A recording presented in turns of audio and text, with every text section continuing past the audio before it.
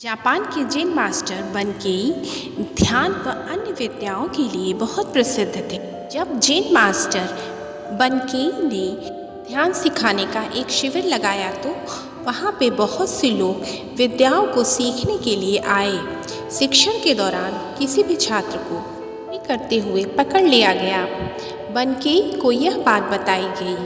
बाकी छात्रों ने अपने गुरु बनकेई से उस छात्र को उस शिविर से निकाल देने का अनुरोध किया, पर उनके गुरु बनकेई ने इस बात पर विशेष ध्यान नहीं दिया और उस छात्र को बाकी बच्चों के साथ पढ़ने दिया गया। और कुछ दिनों बाद फिर से ऐसा हुआ कि दोबारा उसी छात्र को चोरी करते हुए पकड़ा गया। एक बार फिर से उस छात्र को बनकेई के पास ले जाया गया, पर ये क्या, इस बार भी के विचारों के विरुद्ध उस छात्र को बनकेई द्वारा कोई दंड नहीं दिया गया।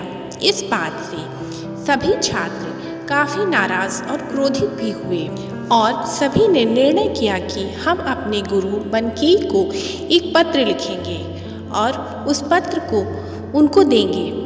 और उस पत्र में यह लिखा गया कि यदि इस चोरी करने वाले छात्र को हमारे साथ पढ़ने दिया गया तो हम यह शिक्षा छोड़ करके चले जाएंगे। और यह पत्र बनकेई के पास पहुंचा दिया गया। जब यह पत्र बनकेई को मिला तो उन्होंने उसे पढ़ा और कुछ सोच विचार कर सभी छात्रों को एक जगह एकत्रित होने के लिए कहा। और जब सभी छात्र उपस्थित हो गए तो बनकेई ने उस पत्र के बारे में सभी बच्चों को बताते हुए कहा कि बच्चों, सही क्या है और गलत क्या है आप सब इस बात पे अंतर जानते हैं, सब बुद्धिमान हैं। यदि आप लोग की इच्छा है कि आप कहीं और पढ़ना चाहते हैं तो आप बड़ी प्रसन्नता के साथ वहाँ पे जाके पढ़ सकते हैं, लेकिन आप लोग के कहने पे मैं उस छात्र को यहाँ से नहीं जाने दे सकता, क्योंकि वह छात्र सही और गलत में फ़र्क नहीं कर सकता है। वह आप लोगों जैसा बुद्धिमान नहीं है।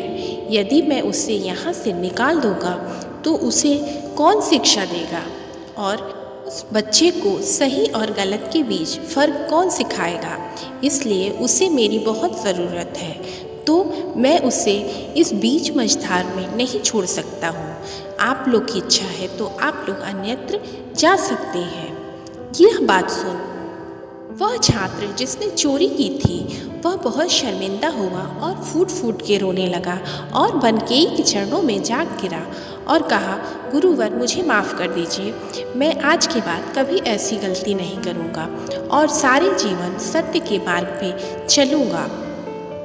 अब उस छात्र के हृदय से चोरी करने की इच्छा हमेशा के लिए समाप्त हो गई थी और उसने दृढ़ निश्चय कर लिया कि वह आज के बाद कोई भी गलत कार्य या चोरी नहीं करेगा और अपने जीवन में सत्य के मार्ग पे चलते हुए और अपने गुरु की आज्ञा का पालन करते हुए अपना जीवन व्यतीत करेगा। दोस्तों, यह कहानी हमें एक अच्छे गुरु के महत्व को बताता है और वैसे भी हमारे जीवन में गुरु का बहुत ही ऊंचा स्थान है। ईश्वर के पहले भी गुरु को रखा जाता है और हमारे जीवन में गुरु के मार्गदर्शन के बिना हम एक सही दिशा में आगे नहीं चल सकते हैं। इसलिए हमें अपनी लाइफ में जल्दी सक्सेस होने के लिए और अपने लाइफ के उच्च शिखर पे पहुंचने के लिए एक अच्छे गुरु की आवश्यकता हमेशा होती है और एक अच्छे गुरु को एक अच्छे शिष्य की भी आवश्यकता हमेशा रहती है। तो दोनों ही मिलके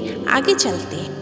की महिमा तो हमारे जीवन में प्राचीन काल से चले आ रही थी, चाहे वो राम हो, चाहे वो दशरथ हो, चाहे वो कृष्ण हो, चाहे वो युधिष्ठिर हो, भीम हो, अर्जुन हो, सभी का जीवन ही हमारे लिए एक अच्छे गुरु के आदर्श को प्रस्तुत करता है कि गुरु की महत्ता क्या होती है हमारे जीवन में। इन्हीं बातों के साथ हमेशा हंसते रहें, मुस्कुराते रहें और अगर ये चैनल आपको अच्छा लगा हो तो प्लीज़ लाइक करें, शेयर करें और सब्सक्राइब करें।